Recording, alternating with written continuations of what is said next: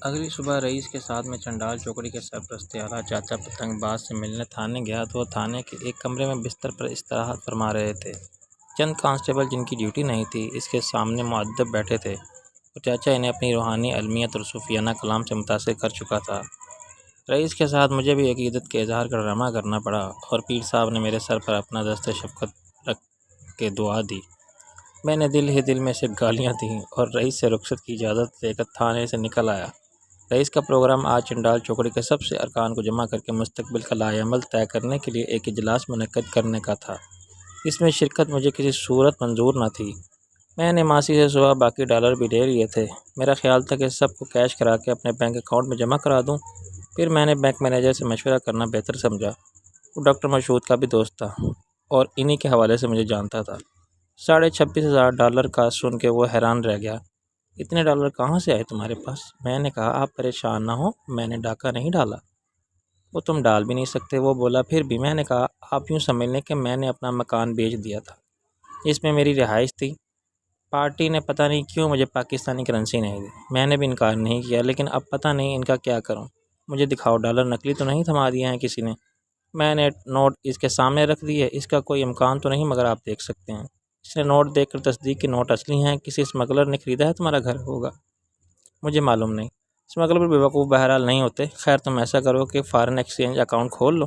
وہ بولا بہت فائدے میں رہو گے، ڈالر کی قیمت خود بڑھتی رہتی ہے، سال بھر بعد پتہ نہیں کیا ہوگا۔ میں نے کہا مجھے کچھ رقم کی ضرورت تھی، $500 کل بیچے تھے۔ بڑی غلطی کی تم نے۔ خیر پیسہ اپنے اکاؤنٹ سے نکالو اور یہ اکاؤنٹ الگ کھولو۔ تمہارا اکاؤنٹ ڈاکٹر مشہود نے کھلوایا تھا، اس لیے میں تمہارا ضامن بن سکتا ہوں۔ مینیجر نے دراز سے فارم نکال کے میرے سامنے رکھ دیا اور ابھی حالات ایسے ہیں کہ خود حکومت کوئی سوال جواب نہیں کرتی کہ ڈالر کہاں سے آئیں، اس لیے فائدہ اٹھاؤ موقع سے۔ آدھے گھنٹے بعد میں بینک سے باہر آیا تو میری خود اعتمادی کا گراف کچھ اور اوپر اٹھ گیا تھا۔ میں بینک کا عام اکاؤنٹ ہولڈر نہیں رہا تھا، ایک اہم کلائنٹ بن گیا تھا، foreign currency account holder. Manager نے چلتے وقت مجھ سے کہا دیکھو ناصر، ویسے تو مجھے صرف ڈپازٹ چاہیے، پیسہ جہاں سے آئے اگر بینک میں آتا ہے تو میری اچھی کارکردگی ثابت کرتا ہے۔ کالے سفید دن اور حرام حلال کی کمائی سے مجھے کیا، لیکن تم کو ایک نصیحت ہے میری، اگر تم سننا پسند کرو کہ تم ترقی کرو گے، بہت ترقی کرو گے، لیکن ذرا سنبھل کے چلو اور آہستہ چلو۔ Slow and steady win the race. Short cut avoid کرتے ہوئے وش یو گڈ لک۔ اس کی نظر میں میرے لیے رشک آمیز احترام تھا، شک نہیں تھا۔ اس نے مجھے وہ عزت نہیں دی تھی جو کالا دھن جمع کرانے والے بڑے بڑے اکاؤنٹ ہولڈرز کو اپنے پیشہ ورانہ انداز میں دیتا تھا۔ اس نے مجھے بڑے بھائی جیسی شفقت سے ایک بات سمجھائی تھی۔ اب میری جیب میں $50,000 تھے جو میں نے بہت سوچ سمجھ کے ایک فیصلہ کرنے کے بعد نکلوائے تھے۔ ابھی تک میں نے جو خرچ کیا تھا وہ ایک طرح سے ڈالروں کا منافع تھا۔ گھر کے ساز و سامان پر میرے 30,000 ہی اٹھے تھے۔ مجھے یقین تھا کہ اب ڈالر راجہ کی آمدنی میں اضافہ ہوگا تو وہ خود بھی اپنے معیار زندگی کے اخراجات پورے کر سکے گا۔ میں تمام عمر کے لیے ان کو اپنا محتاج رکھنا بھی نہیں چاہتا تھا۔ ماسی ہی داتا صاحب کے دربار پر چادر لے کر گئی ہوئی تھی کہ میں نے ڈاکٹر رانجھا کو کلینک سے اٹھا لیا۔ ابھی کلینک سیٹ ہو رہا تھا لیکن ڈاکٹر رانجھا وقت نکال کے مریضوں کو دیکھ لیتا تھا۔ دوپہر سے شام تک کا وقت فراغت کا ہوتا تھا۔ رانجھا کا خیال تھا کہ اب وہ صبح 10 بجے کھول کے 2 بجے کلینک بند کر دے گا، کھانا کھا کے آرام کرے گا اور پھر شام 5 بجے سے 10 بجے تک بیٹھے گا۔ وہ کسی حیل و حجت کے بغیر میرے ساتھ چل پڑا۔ خیر کل سارا دن اکیلے جا کے پتہ نہیں کیا کچھ لے آئے۔ میں نے تو رات کو دیکھا، آج ایک چیز آپ کے ساتھ جا کے لینی ہے۔ میں نے کہا آپ کی پسند ہے؟ وہ اپنے مخصوص انداز میں ہنسنے لگا۔ لو یار، ہم نے تو اپنی پسند کی ایک چیز تھی وہ بہت پہلے لے لی تھی مگر سمجھ گیا۔ میں نے کہا آپ نہیں سمجھے یا غلط سمجھے؟ اس نے کہا یار ناصر، اپنی سمجھ ایسی ہی ہے، آج تک سمجھ نہیں آئی ہم کتنا پیسہ کہاں سے لائے ہو تم؟ آپ کے خیال میں کیا کرتا ہوں میں؟ وہ بولا کچھ کرتے نظر نہیں آتے اس لیے تو یہ پوچھ رہا ہوں۔ اپنی ساری عمر گزر گئی جھک مارتے، سمجھ نہیں آئی کبھی کہ لوگوں کے پاس کہاں سے آ جاتا ہے اتنا پیسہ۔ بس اس کے سوا کیا کہہ سکتے ہیں کہ قسمت کے کھیل ہیں سب۔ میں نے کہا بڑے پاپڑ بیلے ہیں میں نے بھی۔ وہ ہنسنے لگا۔ اتنی چھوٹی سی عمر میں تمہاری بڑے پاپڑ کیسے بیلے؟ مجھے تو شک ہے کہ تم اپنی شناخت چھپاتے رہے جیسا کہ فلموں میں ہوتا ہے۔ آخر میں پتہ چلے گا کہ تم ہو کوئی راجکمار، کسی صنعت کار یا ارب پتی کے بیٹے۔ اچانک تمہاری یادداشت واپس آ جائے گی یا تمہارے گھر والے تلاش کر لیں گے تمہیں۔ میں نے کہا آپ بھی کمال کرتے ہیں، یہ صرف فلموں میں ہوتا ہے، میرا تو سارا ماضی ایک یتیم خانے میں محفوظ ہے، سب ہے میری یادداشت میں، ایک ایک دن کا ایک ایک لمحہ، دن تاریخ اور وقت سب کچھ لو مجھ سے یا رئیس سے۔ یہ بھی ٹھیک کہتے ہو تم۔ وہ ٹوپی اٹھا کے سر کا پسینہ صاف کرنے لگا۔ کہ آپ کے خیال میں کوئی غلط کام کرتا ہوں میں؟ اس نے کہا ہرگز نہیں، ایسا تو میں سوچ بھی نہیں سکتا۔ دنیا میں رہ کے ہم سب نے دیکھا ہے پتر، دنیا والوں کو بھی اور ان کے تعصب بھی۔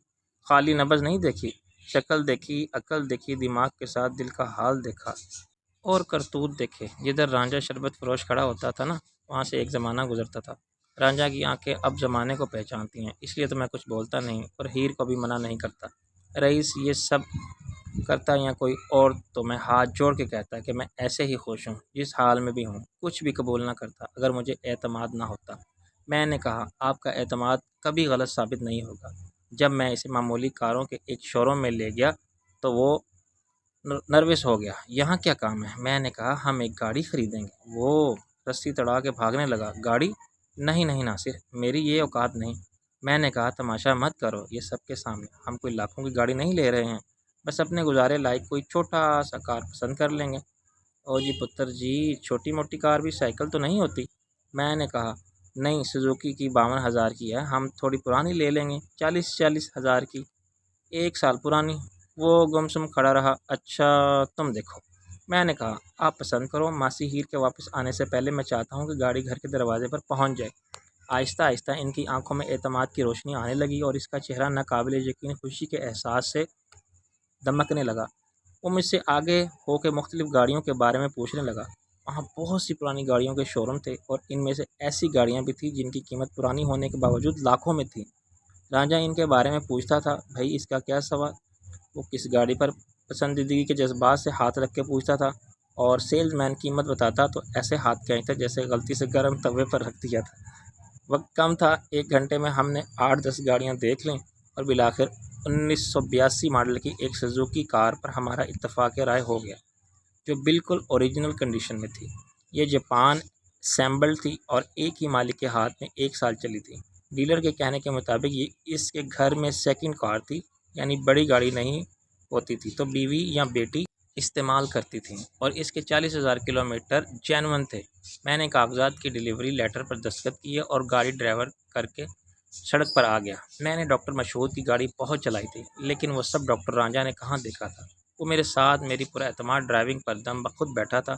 اس نے دوبارہ تعریفی انداز میں سر ہلا کے کہا، اوہ یار تم تو پہلے بھی گاڑی چلاتے رہے ہو، کمال ہو گیا یہ تو۔ میں نے کہا یہ کم خرچ گاڑی ہے، پیٹرول بھی زیادہ نہیں کھاتی، آپ کے لیے اسے مینٹین کرنا مشکل نہیں ہوگا۔ وہ سر ہلاتا رہا۔ اللہ کا بڑا فضل ہے، گزارا پہلے بھی ہوا تھا، مگر اب تم دیکھنا یہاں میری پریکٹس کیسی چلتی ہے۔ چلے گی نہیں دوڑے گی۔ میں نے کہا ڈاکٹر رانجھا ایک بات کہوں، اگر برا نہ مانو۔ وہ ہنسنے لگا۔ ایسی باتیں کرتے ہو تم پتر جی، برا آج تک کسی کا بات کا نہیں مانا۔ تمہاری ماسی ہیر ہر وقت بولتی رہتی ہے، تمہارے سامنے کہہ رہی تھی کہ یہ کام چھوڑ دو۔ میں نے کہا وہ ٹھیک ہی تو کہہ رہی تھی۔ اس کا چہرہ اتر گیا۔ تم بھی ایسا ہی سمجھتے ہو کہ میں ابھی تک وہی ریڑھی پر شربت بیچنے والا رانجھا ہوں جو ایسے ہی 2-4 جڑی بوٹیوں سے چھوٹے موٹے علاج کر لیتا تھا؟ وہ بھی بڑا علم تھا، ایک سائنس تھی پتر جی، لوگ ایویں ٹھیک نہیں ہو جاتے تھے۔ میرے ایک پیر و مرشد تھے، اللہ ان کو غریق رحمت کرے، مرتے وقت اپنا سب علم فضل کا خزانہ اس ناچیز کو بخش گئے تھے۔ اس میں جدی پشتی تجربات کی ایک کتاب تھی، ہاتھ سے لکھی ہوئی۔ میں نے کہا گستاخی معاف، پیر و مرشد معروم کرتے کیا تھے؟ میرا مطلب حکیم تھے کوئی؟ وہ سوچ کے بولا نہیں، باقاعدہ حکمت نہیں فرماتے تھے، فال نکالتے تھے، نجومی اور 10 شناس تھے، لیکن خلق خدا کے لیے شفا تھی ان کے ہاتھ میں۔ اور پتر جی وہ بڑی چیز ہیں، ڈگری سے کیا ہوتا ہے، نقل کر کے بھی تو حاصل کر لیتے ہیں۔ آج کل کے ڈاکٹر بے شک سب ایسا نہیں کرتے۔ میں نے کہا وہ 5 سال لگاتے ہیں میڈیکل کالج میں، پھر انہیں اجازت ہوتی ہے کہ وہ مریضوں کا علاج کریں۔ وہ ادھر ادھر دیکھنے لگا۔ اب تو میں نے بھی بہت کتابیں پڑھ لی ہیں، سب دواؤں کے بارے میں جانتا ہوں، بخار اور بلڈ پریشر دیکھ سکتا ہوں، اور سینے کے اندر بلغم کی آواز بھی سن سکتا ہوں۔ اس آلے سے کیا کہتے ہیں اسے؟ اسٹیتھوسکوپ؟ میں نے طنز سے کہا ہاں، اس کے علاوہ خون اور پیشاب کی رپورٹیں دیکھ لیتا ہوں، ایکس رے دیکھنا بھی سیکھ رہا ہوں۔ میں نے کہا اس کے باوجود تم اپنے نام کے ساتھ ڈاکٹر لکھتے ہو، یہ جرم ہے، تم پکڑے جا سکتے ہو۔ لوگوں کی صحت اور زندگی سے کھیلنے کی اجازت نہیں ہے تمہیں۔ کسی دن غلطی سے تمہاری دوا سے کوئی مریض اللہ کو پیارا ہو گیا تو پھنس جاؤ گے۔ اس نے مردہ آواز میں کہا انسان فانی ہے، قضا آ جائے تو بڑے بڑے اسپیشلسٹ ڈاکٹر فیل ہو جاتے ہیں۔ دیکھو ڈاکٹر رانجھا، میں تمہاری بھلائی کے لیے ایک مشورہ دے رہا ہوں، خدا نہ خواستہ تم پر کیس بن گیا تو کوئی ادھر اسپتال بند ہو جائے گا، ادھر تم بند ہو جاؤ گے 7 سال کے لیے۔ ہیر کیا کرے گے پھر؟ میری مانو تو اپنے ساتھ کسی ڈاکٹر کو رکھ لو، ایک سند یافتہ ڈاکٹر کو اپنا پارٹنر بنا لو، یا ملازم رکھ لو اگر چاہو، 3,000 روپये ماہانہ میں مل جائے گا۔ اس نے ٹوپی اٹھا کے سر کا پسینہ صاف کیا۔ بات تو لاکھ روپے کی ہے کہ تم نے، مگر پھر بھی کیا کروں، ڈاکٹر کوئی اور ہوگا تو میں کیا کمپاؤنڈر بن جاؤں گا یا صرف پیسے وصول کرنے والا منشی؟ میں نے کہا تم مالک ہو ہاسپٹل کے، لیکن میرے پرانے مریضوں کی نظر میں جو عزت ہے میری، جن کا اعتقاد ہے مجھ پر، جو سمجھتے ہیں کہ میرے ہاتھ میں شفا ہے، وہ کیا سمجھیں گے؟ اس کا چہرہ اتر گیا تھا۔ میں نے کہا اچھا ایک طریقہ ہے اس کا بھی، مریض تم دیکھو، نسخہ لکھے وہ ڈاکٹر۔ اب تم نیا اسپتال کھول رہے ہو، یہاں نیا نظام رائج کرو، ایک کیبن میں بٹھا دو ڈاکٹر کو، پہلے مریض اس کے پاس جائے، پھر بڑے ڈاکٹر صاحب اس کا معائنہ کریں، یعنی تم اپنا نسخہ لکھو مگر کمپاؤنڈر وہی دوا دے جو MBBS ڈاکٹر نے لکھی ہو۔ تمہارا لکھا ہوا نسخہ کمپاؤنڈر اپنے پاس رکھے اور بعد میں تمہیں لوٹا دے۔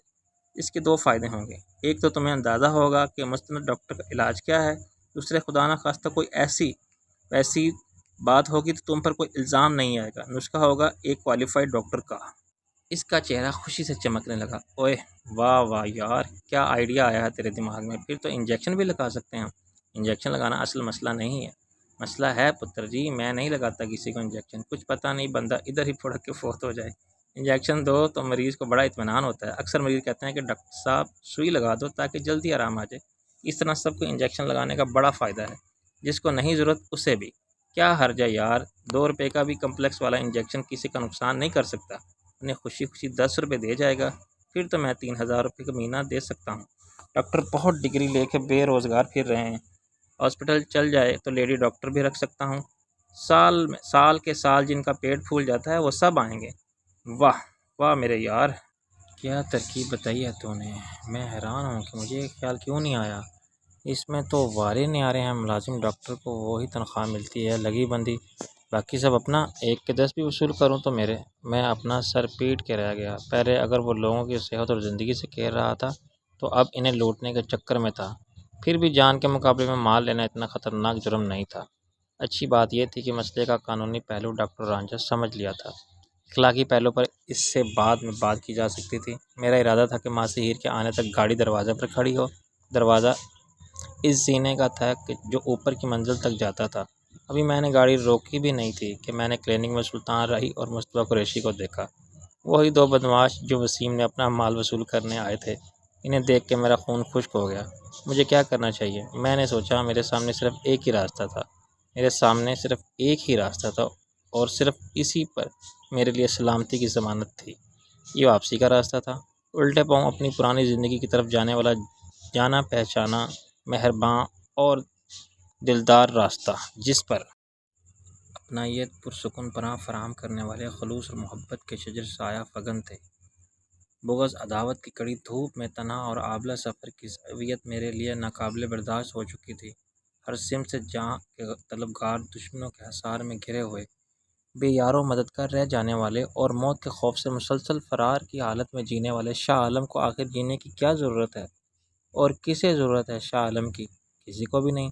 وہ جیے یا مرے، غالب خستہ کے بغیر کون سے کام بند ہیں؟ لیکن خود شاہ عالم کے لیے بالآخر ایک حقیقی موت کو تسلیم کرنے میں سکون اور راحت ہے، کیونکہ اس کے بعد ہی شاہ عالم کے دکھ، ندامتوں کے عذاب اور پچھتاوے ختم ہوں گے اور پرانی زندگی جینے کا عذاب ختم ہوگا۔ وہ اپنے بچھڑے ہوئے ماضی سے سارے رشتے پھر استوار کر سکے گا۔ وہ پل ٹوٹ گیا ہے جو اس کے گزرے ہوئے وقت کو آنے والے وقت سے ملاتا تھا، اور شاہ عالم کے لیے جو وقت گزر رہا ہے وہ ایک آندھی کھائی جیسا ہے۔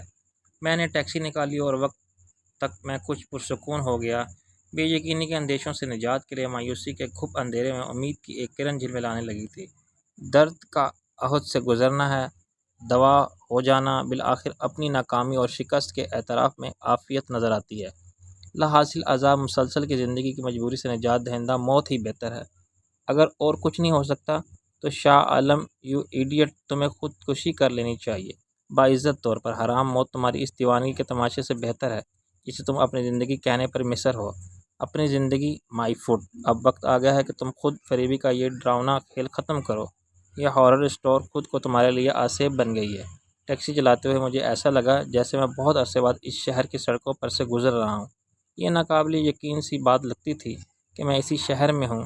میں نے کبھی راستوں پر غور ہی نہیں کیا تھا کہ وہ اجنبی ہو گئے ہیں، اور صرف راستے ہی کیا، ہر چیز اجنبی تھی۔ یہ رات اس رات کا کامناک اندھیرا، اسٹریٹ لائٹس، عمارتیں، میں نے مدت سے کسی کو نہیں دیکھا تھا یا پھر پہچانا نہیں تھا۔ کیا میں اندھا ہو گیا تھا؟ میری یادداشت چلی گئی تھی۔ کچھ دیر بعد جب میں نے بریک لگائے تو ٹیکسی دروازے پر رک گئی۔ یہاں کچھ دیر پہلے میں نے اپنے دشمنوں کو حیران اور پریشان کرنے کے لیے اور اپنی طاقت کی داغ بٹھانے کے لیے 2 بندے کرائے تھے۔ انہیں یقیناً اٹھا لیا گیا تھا اور اندر کہیں میرے دشمن زخم خرد و ناک کی طرح بل کھا رہے تھے۔ میں نے ڈکی کھول کے ڈرائیور کو باہر نکالا۔ وہ پوری طرح ہوش میں آ چکا تھا مگر حرکت کرنے سے معذور تھا۔ میں نے اسے آزاد کیا، تب بھی وہ مفلوج سا پڑا۔ پھر آہستہ آہستہ اس نے اپنے ہاتھ پاؤں ہلائے۔ میں نے کہا، میں نے وعدہ کیا تھا کہ تم کو ایک چانس دوں گا، تم فائدہ اٹھانا چاہتے ہو اس چانس سے؟ اس نے آہستہ سے اقرار میں سر ہلایا۔ میں نے کہا، پھر اٹھ کے کال بیل دباؤ، کسی کو معلوم ہو کہ میں بھی تمہارے ساتھ ہوں۔ میں ایک طرف کھڑا رہوں گا، تمہارے سر سے میرے ریوالور کی گولی کا فاصلہ کم ہوگا اور تمہارے حلق سے ایک لفظ بھی غلط نکلا تو دوسرا لفظ نکلنے سے پہلے تمہاری جان نکل جائے گی۔ اس نے دوبارہ سر ہلایا، کال بیل کا بٹن دبایا۔ میں گیٹ کے دوسرے پلر کی آڑ میں چھپ گیا اور ریوالور کی سیفٹی ہٹا کے اس کا رخ ڈرائیور کے سر کی طرف کر دیا۔ کوٹھی کے اندر ایک دروازہ کھلا، تھوڑی سی روشنی آئی۔ دیوار کے اوپر سے میں نے خادم کو باہر آتے دیکھا۔ اس کے ہاتھ میں ریوالور تھا۔ اس نے گیٹ کھولا تو ڈرائیور اس کے قدموں میں گر پڑا۔ خادم نے ریوالور جیب میں ڈال لیا اور اس پر جھک گیا۔ پھر اس نے ادھر ادھر دیکھا اور عثمان آواز دی۔ عثمان بھی ریوالور لے کر نکلا۔ ڈرائیور بھی آ گیا مگر یہ بے ہوش ہو گیا۔ خادم کو کیا پتہ تھا؟ پتہ نہیں یہاں تک کیسے پہنچا۔ یہ زندہ ہے؟ عثمان نے تشویش سے کہا۔ ہاں مگر حالت خراب ہے اس کی۔ خادم نے کہا، اسے اٹھاؤ، اندر لے چلتے ہیں۔ عثمان نے بھی ریوالور جیب میں رکھا اور انہوں نے دونوں طرف سے سہارا دے کر بے ہوش ڈرائیور کو اٹھا کر، معلوم نہیں وہ خاموش رہنے کے لیے بے ہوشی کی اداکاری کر رہا تھا یا سچ مچ بے ہوش تھا۔ ڈرائیور کا بایاں ہاتھ عثمان کے بائیں کندھے پر تھا اور دایاں ہاتھ خادم کے دائیں کندھے پر تھا۔ وہ ان دونوں کے درمیان مشکل سے چل رہا تھا۔ کوئی آرٹ کیے بغیر میں ان کے پیچھے پہنچ گیا۔ بس ایسے ہی چلتے جاؤ۔ مڑ کر دیکھے بغیر میں نے کہا۔ وہ سب اپنی اپنی جگہ پر منجمد ہو گئے۔ ٹیکسی ڈرائیور کراہا۔ میں نے خادم کو ریوالور کی نال کمر پر لگا کے دھکیلا۔ میں یہاں تم کو قتل کرنے نہیں آیا کیونکہ تم تو پہلے ہی قتل ہو چکے ہو۔ میں قاتل ہوں تمہارا۔ وہ خاموش سے چلتے رہے۔ برآمدے کی چند سیڑھیاں چڑھ کے وہ کمرے کے کھلے دروازے سے اندر داخل ہوئے تو میں ان کے پیچھے تھا۔ اس کمرے میں اور کوئی نہیں تھا۔ خادم اور عثمان اسی کمرے میں موجود تھے۔ جب ٹیکسی ڈرائیور نے گھنٹی بجائی تھی، یہ کسی کا بیڈ روم تھا۔ بیڈ کے علاوہ یہاں ایک دیوار کے ساتھ صوفہ سیٹ لگا ہوا تھا۔ اس کے سامنے سینٹر ٹیبل تھی۔ ٹیبل پر چائے کے 2 خالی کپ رکھے ہوئے تھے۔ اس کو فرش پر لٹا دو، میں نے کہا۔ بس آہستہ آہستہ، پھرتی مت دکھانا۔ جو بھی میں کہوں گا وہ سلو موشن میں ہوگا۔ اسے الٹا لٹا کے اچھے بچوں کی طرح میرے سامنے صوفے پر بیٹھ جاؤ۔ انہوں نے تعمیل کی۔ ڈرائیور ان کے پیروں کے پاس لیٹا ہوا تھا۔ اس کی آنکھیں بند تھیں مگر میں اس کی طرف سے غافل نہیں تھا۔ میں یہاں ہرگز اس لیے نہیں آیا تھا کہ تمہیں سچ مچ قتل کر دوں، حالانکہ اس میں کوئی حرج بھی نہیں تھا۔ کوئی دوبارہ کیسے قتل ہو سکتا ہے؟ عثمان نے اپنے ہونٹوں پر زبان پھیری۔ شاہ جی، تم چاہو تو سب کچھ پھر ویسے ہی ہو سکتا ہے۔ خادم نے سر ہلایا۔ جیسے پہلے تھا؟ میں نے کہا، ہاں یہی سوچ کے آیا تھا میں یہاں۔ عثمان کے چہرے پر امید چھلکی۔ اگر ایسی بات ہے تو پھر اسے رکھو ایک طرف، بات کرو زبان سے۔ خادم نے کہا، ورنہ یہ سمجھ لو کہ ہمیں مار کے بھی تم زندہ نہیں رہ سکتے۔ میں نے کہا، مجھے معلوم ہے اگر میں نے تمہیں نہ مارا تب بھی میں مارا جاؤں گا۔ بالآخر چنانچہ میں نے فیصلہ کیا۔ خاموشی سے ایک مختصر وقفے میں خادم نے بے چینی سے پہلو بدلا۔ کیا فیصلہ کیا ہے تم نے؟ میں نے فیصلہ کیا کہ شاہ عالم کو مر جانا چاہیے، خودکشی کر لینی چاہیے، میں نے کہا۔ آہستہ آہستہ میرا ریوالور والا ہاتھ اوپر اٹھا۔ عثمان کا رنگ اڑ گیا۔ کیا تم پاگل ہو گئے ہو؟ خادم ہنسنے لگا۔ پاگل تم ہو، اس ڈرامے کو حقیقت سمجھ رہے ہو۔ اپنے شاہ جی ان لوگوں میں سے نہیں ہیں جو خود اپنے ہاتھوں سے اپنی جان لے لیں۔ انہیں تو ان کی جان کے دشمن بھی نہیں مار پائے۔ عثمان کی حالت کچھ بہتر ہوئی۔ دیکھو شاہ صاحب، اپنے حالات کے ذمہ دار تم خود ہو۔ آخر کیا ضرورت تھی تمہیں؟ میں نے ریوالور کا رخ پھر ان کی طرف کر دیا۔ کبھی یہ سوال خود تم نے اپنے آپ سے کیا ہے کہ آخر کیا ضرورت تھی تمہیں پیدا ہونے کی؟ ظاہر ہے یہ میرے اختیار کی بات نہیں تھی، لیکن پھر ایک وقت ایسا آیا جب تم کو اپنی ہر ضرورت کا تعین اختیار حاصل ہو گیا۔ آج تم جو بھی کر رہے ہو اپنی مرضی سے کر رہے ہو۔ اپنی ضرورت کے مطابق تم خود طے کرتے ہو کہ تمہیں کیا کرنا چاہیے اور کیا نہیں۔ یہ بات ٹھیک ہے یا نہیں؟ خادم نے پہلو بدلا کسی حد تک۔ میں نے کہا، تم دوسری، تیسری اور چوتھی شادی بھی کر سکتے ہو۔ قانونی یا شرعی طور پر رکاوٹ کوئی نہیں۔ پہلی بیوی کیا بگاڑ سکتی ہے تمہارا، اور تم بیک وقت 4 بیویاں افورڈ بھی کر سکتے ہو، مگر تم نے ایسا نہیں کیا۔ آخر کیوں؟ اس لیے کہ تم ضرورت محسوس نہیں کرتے۔ تم اپنی بیٹی کو انگلینڈ یا امریکہ بھیج سکتے ہو حصول تعلیم کے لیے، مگر تم اس کی ضرورت محسوس نہیں کرتے۔ تم کراچی جاتے رہتے ہو، ایک کوٹھی وہاں بھی بنا سکتے ہو، تم چاہو تو نیا بزنس بھی شروع کر سکتے ہو۔ یہ مثالیں میں نے اس لیے دی ہیں کہ تم میری مجبوری کو سمجھ سکو۔ عثمان نے کہا، شاہ صاحب تمہیں کیسی مجبوری؟ مجبور تو ہم ہیں تمہارے مقابلے میں۔ نہیں، تم نے مجھے مجبوری کی اس انتہا تک پہنچا دیا ہے کہ میں بالکل نا امید، اکیلا اور ڈیسپریٹ ہو گیا ہوں۔ میرے لیے اب اپنی مرضی سے جینا بھی ممکن نہیں رہا۔ مجھے بالکل دیوار کے ساتھ لگا دیا گیا ہے، اور میرے لیے وہ نوبت آ گئی ہے کہ میں مر جاؤں یا مار دوں، نجات کی اور کوئی صورت باقی نہیں رہی۔ خادم نے آہستہ سے کہا، حالات کو اس انتہا تک لانے کے ذمہ دار تم خود ہو شاہ عالم۔ عثمان نے سر ہلایا، ہاں، ورنہ سب ٹھیک تھا، اور ایسے ہی چلتا رہتا تو کچھ بھی نہ ہوتا۔ ایسے ہی کا مطلب جیسے تم چاہتے تھے، میں نے کہا، جس میں ہم سب کا فائدہ تھا۔ عثمان بولا، میں اب نہیں چاہتا اپنا فائدہ۔ عثمان نے نفی میں سر ہلایا، ہم سب کے مشترکہ مفادات ہیں، فائدے اور نقصانات ایک ہیں۔ تم یک طرفہ طور پر کوئی بھی فیصلہ کیسے کر سکتے ہو؟ میں نے ریوالور اپنے ہاتھ میں رکھا، مگر یہ میری زندگی ہے، اسے میں نے غیر مشروط طور پر تمہارے پاس گروی نہیں رکھا۔ میں اپنی زندگی کے سارے فیصلے خود کرنے اور بدلنے کا اختیار رکھتا ہوں۔ آدمی وقت کے ساتھ بدلتا ہے، اس کی ضروریات بدل جاتی ہیں، خیالات اور نظریات تبدیل ہو جاتے ہیں۔ یہ تبدیلی عمر کے تجربات کے ساتھ آتی ہے۔ اگر آدمی کی شخصیت میں راتوں رات انقلاب آ جائے، یہ تو ہو سکتا ہے نا کہ اس کے لیے نفع نقصان کا تصور وہ نہ رہے جو پہلے تھا۔ وہ محسوس کرے کہ جسے وہ اپنی کم عقلی یا کوتاہی اندیشی سے آج تک فائدہ سمجھتا رہا، وہ تو سراسر خسارے کا سودا تھا۔ کیا تم ایسا سمجھنے لگے ہو؟ ہاں، اور اسی لیے میں تمہارے ساتھ نہیں دے سکتا۔ میں اس راستے پر نہیں چل سکتا جس پر تم چل رہے ہو۔ میں نے کہا، اگر اچانک تمہارے ضمیر صاحب جاگ اٹھے ہیں، شرافت کا دورہ پڑ گیا ہے، تمہیں تو ہمارا کیا قصور ہے اس میں؟ خادم نے کہا، ہم سے کیوں توقع رکھتے ہو کہ تم کو ہم اس ذہنی انقلاب میں تمہارا ساتھ دیں گے؟ ہم نے ایسا کب کہا ہے؟ یہ پریشانی صرف میرے لیے ہے کہ تم مجھے چوائس نہیں دے رہے ہو۔ تم مجھ پر اپنا فیصلہ مسلط کرتے ہو کہ جیو تو ہماری طرح، ورنہ ہم تمہیں جینے ہی نہیں دیں گے۔ ہر شخص جینا چاہتا ہے شاہ جی، عثمان نے کہا، لیکن تمہارے اس فیصلے سے صرف ہم نہیں، اور بھی بہت سے لوگوں کا احساس عدم تحفظ کا شکار ہو گئے ہیں۔ یہ فنا اور بقا کا مسئلہ ہے ہمارے لیے بھی۔ خادم بولا۔ عثمان نے اس کی تائید کی، یار تم بچے تو نہیں ہو کہ تمہیں بات سمجھائی جائے۔ ایک بار اس راہ پر قدم رکھنے کے بعد واپسی ناممکن ہو جاتی ہے، اور تمہاری تو بات ہی مختلف ہے۔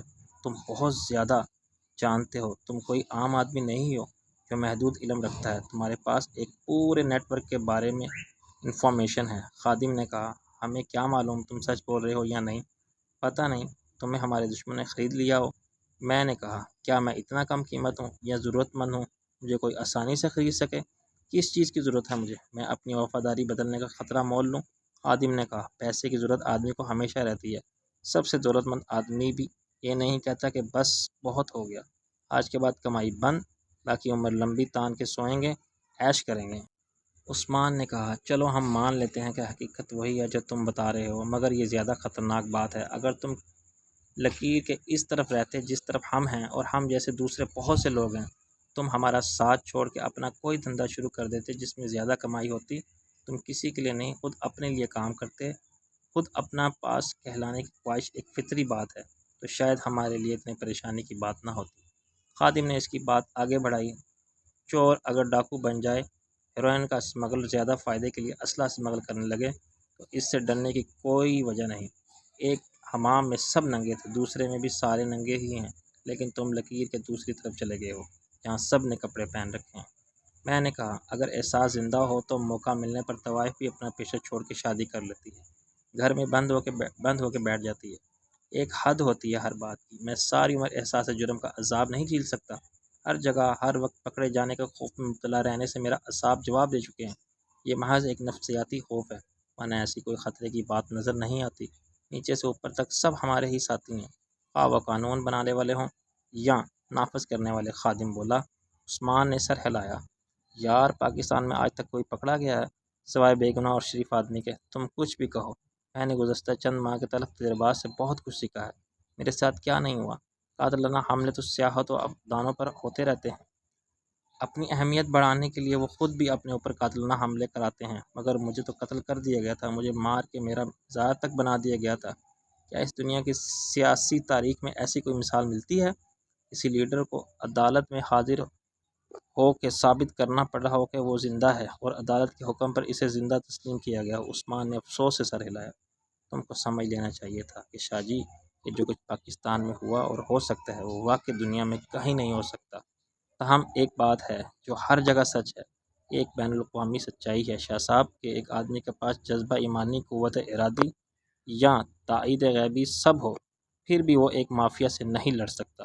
مافیا ہر جگہ ہے، ٹھیکیداروں کی، بدعنوان بیوروکریٹس کی، وڈیروں کی، فرقہ پرستوں کی۔ تم کس کا مقابلہ کرو گے؟ میں نے کہا، بالکل ٹھیک کہا تم نے، مگر میرا مقابلے کا کوئی ارادہ نہیں تھا۔ میں صرف اپنا راستہ الگ کرنا چاہتا تھا۔ میں کسی کا زر خرید غلام نہیں رہنا چاہتا۔ کوئی مجھ سے میری مرضی کے خلاف ہر کام کرے، یہ مجھے منظور نہیں۔ کام کا معاوضہ تو تمہیں منہ مانگا ملتا ہے، خادم نے کہا۔ میں نے کہا، نہیں چاہیے مجھے ایسا معاوضہ۔ عثمان نے تن سے کہا، یار خادم، اب اپنے شاہ صاحب کو عزت شرافت کا مرض لاحق ہو گیا ہے۔ یہ ایک پرچون کی دکان کھولیں گے، جہاں لکھا ہوگا سچا بول پورا تول اور ادھار محبت کی کینچی۔ یا خادم ہنس پڑا۔ میں دنیا کے کچھ بھی نہیں کر سکتا۔ یہ بات مجھے بہت اچھی طرح سمجھا دی گئی۔ مجھے سیاست سے باہر کر دیا گیا، میری سیاسی پارٹی ہائی جیک کر لی گئی، میرے وفادار مروا دیے گئے یا انہیں میرا ساتھ چھوڑنے پر مجبور کر دیا گیا۔ میرا گھر تباہ ہو گیا اور میں وہاں نہیں رہ سکتا۔ ایسے حالات پیدا کیے گئے کہ میری بیوی نے مجھے چھوڑ دیا۔ میرے خلاف مقدمات کا ایک نہ ختم ہونے والا سلسلہ ہے۔ تم دونوں کے قتل کا الزام بھی مجھ پر ہے، حالانکہ تم میرے سامنے اسی دنیا میں زندہ سلامت بیٹھے ہو۔ میں نے خدا بخش مندرال کے ساتھ سیاسی اتحاد کیا، اسے بھی ہلاک کر دیا، اور اب مجھے دوسرے قتل الزام سامنا ہے۔ ایک گواہ نے مرنے سے پہلے یہ بیان دیا کہ دستی بم میں تحفے میں بھجوایا تھا۔ اللہ مرنے والے جھوٹے گواہ سے خود نمٹے گا، جو مرتے مرتے پھانسی کا پھندا میرے گلے میں ڈال گیا۔ پولیس تو آخری وقت میں دیے جانے والے بیان کو سچ تسلیم کرتی ہے۔ وہ مجبور تھا، اپنے بیوی بچوں کی وجہ سے۔ سچ بول کے مرتا تو بعد میں مصیبت ان پر آتی۔ خادم نے کہا، ان حالات میں میرے سامنے دو ہی راستے تھے۔ ایک یہ کہ میں خود کو تمام معاملات سے الگ کر لوں، سیاست بھی چھوڑ دوں اور اس کی آڑ میں چلنے والے کاروبار سے بھی الگ ہو جاؤں۔ ہم بیٹھ کے حساب کر لینا، جس کا بھی کسی کی طرف ہو جو نکلتا ہو وہ ادا کرے۔ اگر تمہیں مجھ سے کچھ لینا ہے تو مجھے بتا دو، میں کوئی سوال کیے بغیر دینے کے لیے تیار ہوں۔ اگر تمہیں دینا ہے تو میں سب چھوڑتا ہوں۔ عثمان نے تعارفی انداز میں سر ہلایا۔ ہماری فراغ دلی اپنی جگہ، مگر یہ معاملہ پیسے کا نہیں ہے۔ حساب کتاب چلتا رہتا ہے، ادھر یا ادھر۔ کسی کے ذمے 2-4 لاکھ ہوں تو کوئی فرق نہیں پڑتا۔ اصل مسئلہ ہے کہ تم نے دھوکے سے وہ ساری انفارمیشن ہم سے چھین لی، جس کا کسی غیر متعلقہ شخص کے ہاتھ میں جانا ہمارے کاروبار کو تباہ کر سکتا ہے۔ اس کاروبار سے کتنے لوگ وابستہ ہیں، تم اچھی طرح جانتے ہو۔ ان سب کا وجود خطرے میں پڑ گیا ہے تمہاری وجہ سے۔